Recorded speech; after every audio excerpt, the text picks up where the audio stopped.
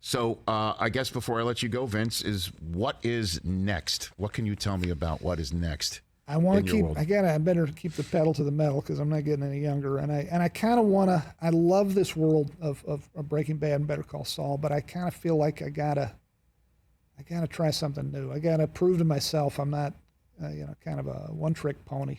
So I've got a new project. It'll be knock on wood, we're pitching it this week actually, and if it goes, it'll be a TV series. It has nothing to do with Breaking Bad, nothing to do with Better Call Saul. And it does not center on an anti-hero. It centers more on someone who is got some issues, got some rough edges, but is essentially trying to be heroic. So I'm being a little coy. No, I understand that, and I don't want to pin you down to something that you don't want to answer, but I am reading about, is it science fiction related? And it is. To me, and I grew up loving science fiction. Well, I mean, you said just X-Files for 7 years. Yeah, and I would call this will appear when people watch it or read it. They'll say it's science fiction. To me, it's more allegorical, but it'd be safe to say it's science fiction. Okay, so then, do you think we have seen the last of the Breaking Bad Saul world then, Vince? Never say never. I don't have any. I mean, not a scintilla of plans to do anything else with any of that world right now as we record this. But if I get my ass handed to me with this new show, come on, I'm like, oh man, baby needs return a new to home base, new mortgage. Retreat. Come on now, man. Kim Wexler, attorney at law. Come on. I mean, she is. Florida. She's doing all the stuff down there now. Yeah. Like we can do this. I mean, her bar license is not expired. That's the way she's going to be. I guess going to visit Jimmy for once. Outback steakhouses. I mean, come on. Yeah, no, she's hanging out at the Better Call Saul meets Raising Arizona. We pop him out of prison. I don't know. I mean, we got such an embarrassment of riches when it comes to these characters. I mean, Mike Ehrmantraut, Gustavo Fring. It'd be interesting to see more what was happening with Lalo before, I mean, but having said that, I don't know. Mike prequel, a Lalo prequel. There's so many more seasons we could do. I think you would have every fan that you have, and there are many of them. Lalo. That's cartel world. I think you would be all in on that. I mean, if Lalo leading up because you're opening up here I am. I'm pitching you now. I mean, the Salamanca world, obviously the Fring world. You can go in any direction that you want right there. You could. By the way, he'd be great in his show. He's so charming. He's such a great. Tony Dalton is such a good guy. My gosh. And he is. That just, smile has got all sorts of evil to it. I'm sure it might be warm in real life, but when Lalo showed those pearly whites, it was bad news usually for somebody. So he was so smart and so confident the way Tony was, the way he played Lalo.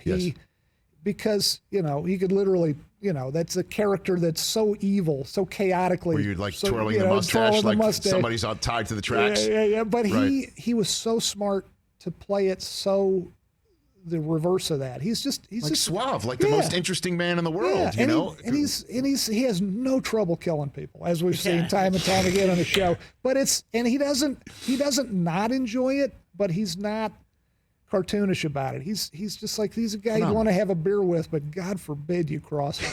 You better pick up the tab. Yeah. Don't stiff him with the tab. Yeah. I don't know. I mean, I feel like I could keep on asking you questions forever. I know, me too. I have so many questions. Like, just one lastly. So the only color in the black and white world was at the end with the flame. Like, obviously that's intentional, but what does that signify to you? Like, what was the kind of the meaning behind that? To me, and we had a little color in the episode before when he's looking at himself in the you see he was looking at the laptop screen. Carol Burnett, by the way, we could talk another hour about Carol Burnett. I wouldn't even bring her up.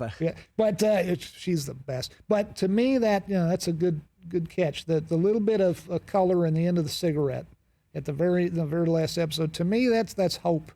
That is hope. Not that he's necessarily going to get out of prison. Although I don't know if they keep you in for 86 years, really. Hopefully not. With good behavior, maybe it's 30. Him with good behavior? I don't know about him. Good behavior. Well, they just let out with the dude who shot Ronald Reagan. Yeah, Hinckley's out. Then so if Hinckley's out, Saul's got some hope for him, huh? They're talking about Sirhan.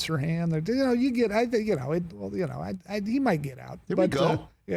So keep a happy thought. But he, to me, that's hope.